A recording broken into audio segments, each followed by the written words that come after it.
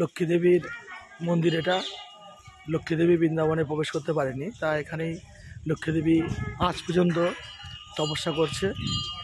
বৃক্ষ দেখাচ্ছি। হরে কৃষ্ণ হরে কৃষ্ণ কৃষ্ণ কৃষ্ণ, যেখানে লক্ষ্মী দেবী এখনো তপস্যা করছে সেই জায়গা আমি দেখাচ্ছি।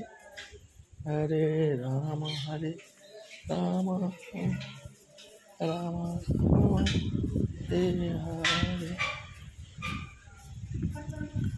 महालक्ष्मी की चरण, महालक्ष्मी जी की चरण। इधर से आओ, ऊपर से ऊपर से ऊपर से।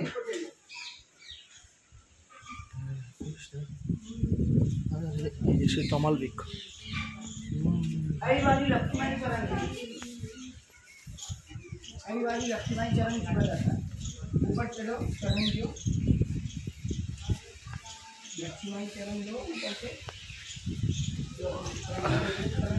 সেই তমাল গাছ, যে তমাল গাছের নিচে এখনো মা লক্ষ্মী দেবী তপস্যা করে আছে। বাস্তব। রাধে কৃষ্ণ নাম যুগল কিশোর,